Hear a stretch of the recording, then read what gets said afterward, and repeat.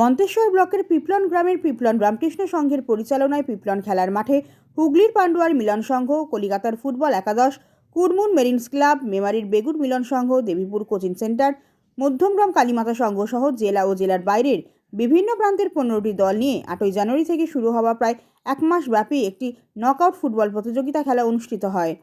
খেলার প্রধান উদ্যোক্তা ধনঞ্জয় সামন্ত জানান, এই ফুটবল খেলাটি এক মাস চলার পর আজ রবিবার ফাইনাল খেলা অনুষ্ঠিত হয়।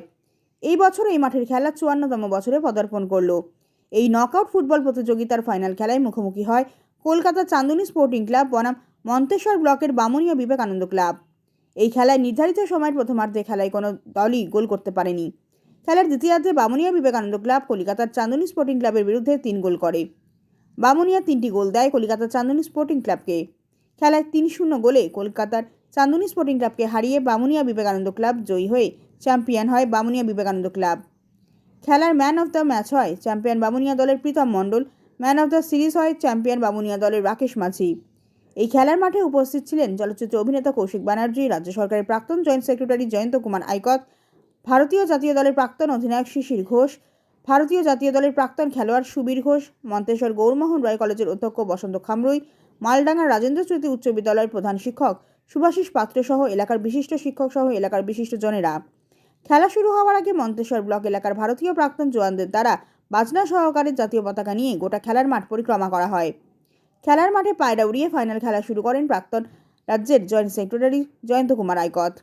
উদ্যোক্তা ধনঞ্জয় সামন্ত আরও জানান, সম্প্রীতির বার্তা বহন করে এলাকার মানুষের আনন্দ উৎসাহকে মান্যতা দিয়ে এই মাঠে 54তম নকআউট ফুটবল প্রতিযোগিতা বজায় রাখা হয়েছে।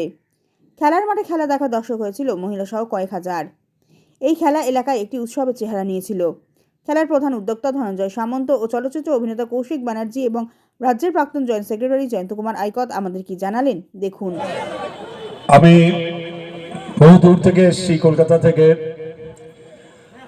যদিও দীর্ঘদিন ধরে, অন্তত 30-35 বছর ধরে আপনারা যতই আমাকে সিনেমা বা টেলিভিশনের পর্দায় দেখুন না কেন, আমি কিন্তু সারা জীবন ধরে সিনেমা এবং টেলিভিশনের সঙ্গে সঙ্গে আমি প্রতি বছর নিয়ম করে সারা পশ্চিমবঙ্গের সমস্ত মাঠ আমি কাজকর্ম করি। মানে কাজকর্ম করা মানে টু বি ভেরি ফ্র্যাঙ্ক, এক সেকেন্ড, আমি একটা ইম্পর্টেন্ট ফোন ব্যাক। 35 বছর ধরে এই চলচ্চিত্র এবং টেলিভিশন মিডিয়ামে কাজ করার পরেও প্রতি বছর নিয়ম করে আমি বছরে 4টে মাস বা 5টা মাস সারা পশ্চিমবঙ্গে আমি আমার যাত্রা, আমার মিউজিক্যাল শো নিয়ে ঘুরে বেরিয়েছি এবং আজও আমি ঘুরে বেড়াই। আমি গত মাসেই এসেছিলাম বর্ধমানে 2বার না 3বার। একবার তো বর্ধমান যেটা দুর্গাপুজো কার্নিভাল হয়েছিল সেখানেও আমি এসেছিলাম। গত সপ্তাহে এসেছিলাম এই বর্ধমান বাঁকুড়ার বর্ডারের কাছে একটা জায়গা, আমার এক্স্যাক্টলি নামটা মনে পড়ছে না। আমি সারা বছর পুরো পশ্চিমবঙ্গের মাঠ, পশ্চিমবঙ্গের মানুষদের সঙ্গে মেলামেশা করার সুযোগ পাই এবং এটা যে আমাকে কতটা আনন্দ দেয়, আপনাদের ভালোবাসা এবং আপনাদের সামনে এসে দাঁড়ালে আমি বুঝতে পারি যে আমি আজও বেঁচে রয়েছি। সেটা কিন্তু কলকাতায় বসে আমার পক্ষে বোঝা সম্ভব হয় না, কারণ কলকাতায় তো আমরা সিনেমা বা টেলিভিশনে কাজ করি, আমরা দর্শকের সঙ্গে আমাদের ডাইরেক্ট ইন্টারাকশন হয় না, আমরা সুযোগ পাই না। সেই জন্য আমি নিয়ম করে, আপনারা সবাই জেনে রাখুন, আমাকে ডাকলেই আমি সব সময় এই ধরনের মঞ্চে, যে কোনো ধরনের মঞ্চে যেখানে আমি মানুষের সংস্পর্শ পাবো, মানুষের কাছে আসতে পারবো, আমি সেই সমস্ত অনুষ্ঠানের নিয়ম করে আমি আসি। আমি কখনো তাদের ফেরাই না। আমি যদিও স্বীকার করি যে দেখুন, আমরা পেশাদার কারণে এটাই আমাদের পেশা, আমাদের অন্য কোনো ব্যবসা বা চাকরি নেই। হয়তো শুনতে খারাপ লাগলেও সত্যি যে আমরা অর্থের বিনিময়ে আসি, কিন্তু আমি নিয়ম করে আসি এবং কোনো মঞ্চে এসে দাঁড়িয়ে 5 মিনিট 7 মিনিট কথা বলে আমি ফিরে চলে যাই না। যেমন আজকে এসেছি এখানে এত বছর পরে প্রথম হলো। আমি কখনো ফুটবল ম্যাচ ইনঅগরেশন বা ফুটবল ম্যাচ ফাইনালে আসবার সুযোগ পাইনি। তাই গোবিন্দ যখন আমাকে বললেন, আমি বললাম যে এক্ষুনি আমি যাব, অবশ্যই যাব। এবং আজকে দাদা জানেন যে আমাদের কলকাতাতে একটা আমাদের ফিল্ম ইন্ডাস্ট্রির একটা ইলেকশন রয়েছে, আমি কিন্তু সত্যি সত্যি সেখানে যাইনি, আমি এখানে এসেছি। কারণ ওটা তো রয়েছে, ওটা আমার সারা জীবনের জায়গা, আমি যখন ইচ্ছে যেতে পারবো। কিন্তু এইরকম একটা অনুষ্ঠানে আমি কিন্তু সারা জীবনে কয়েকবারই আসবার সুযোগ পাবো। তাই আমাকে যখন ডেকেছেন আমি ওইটাকে ক্যান্সেল করে এখানে এসেছি। অর্থাৎ এটা প্রমাণ হয় যে আমাকে ডাকলেই আমি আসব, আমি সব সময় আসব। এই ভালোবাসা, যে ভালোবাসাটা প্রাইসলেস, যে ভালোবাসাটা পয়সা দিয়ে কেনা যায় না, সেটা শুধুমাত্র আমার দীর্ঘদিনের কর্ম, দীর্ঘদিনের পরিশ্রম, দীর্ঘদিনের চেষ্টা এবং ঈশ্বরের আশীর্বাদ, আপনাদের ভালোবাসা, এই সবগুলো সম্ভব হয়েছে পাওয়া। তাই এই ভালোবাসাকে আমি কখনো উপেক্ষা করি না, কখনো ফিরিয়ে দিই না। আমি সব সময় আপনাদের পাশে রয়েছি। যে কোনো ভালো কাজে, সুন্দর কাজে, সুস্থমূলক কাজে আমাকে ডাকবেন, আমি সব সময় আসব। ভালো থাকবেন। আর আমার বক্তৃতা আমি দীর্ঘায়িত করবো না, কারণ আপনারা সবাই এখন ম্যাচ দেখতে আগ্রহী রয়েছেন। আমার বক্তব্য বেশিক্ষণ আপনাদের ভালো লাগবে না, অলরেডি টিম নেমে আসছে মাঠে। পিপলন খেলার মাঠে এসেছিলাম, মেমারি পিপলন খেলার মাঠ। এখানে ফুটবল টুর্নামেন্টের ফাইনাল ছিল, সেখানে বাপিবাবু আমাকে আমন্ত্রণ জানিয়েছিলেন, আমি এসেছিলাম। অত্যন্ত উপভোগ করলাম, অনেক দূর থেকে এসেছি। ফার্স্ট হাফটা থাকতে পারলাম, সেকেন্ড হাফটা থাকতে পারলাম না। দুটো টিমই যথেষ্ট এফিশিয়েন্ট এবং খেলা অত্যন্ত জমে গেছে। দুটো হয়তো গোল মিস হয়েছে, কিন্তু ঠিক আছে, খেলা সেকেন্ড হাফ রয়েছে, এখন রেজাল্ট হবে বলেই আশা করছি। মানে টাই ব্রেকারে যেতে হবে না, কারণ টাই ব্রেকারটা তো ঠিক প্রসেস নয়, খেলে জেতাটার একটা অন্য আনন্দ রয়েছে।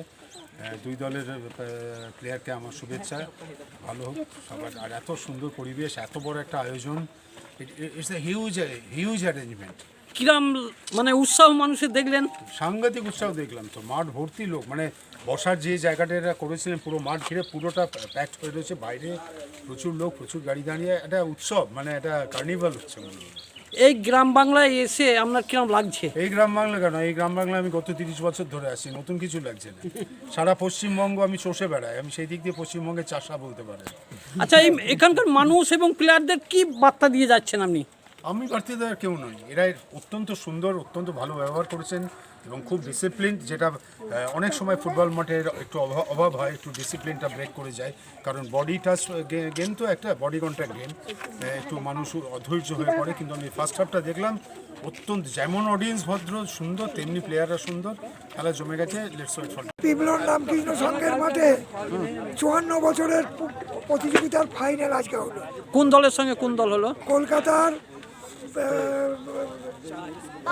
এই কলকাতার টিমের সঙ্গে, চাঁদনী স্পোর্টিং ক্লাবের সঙ্গে, আমাদের বামুনিয়া বিবেকানন্দের সঙ্গে। আজকে কোন দল জয়ী হলো? বামুনিয়া বিবেকানন্দ সংঘ। এই মাঠে কত বছর খেলা হচ্ছে? এই 54 বছর চলছে।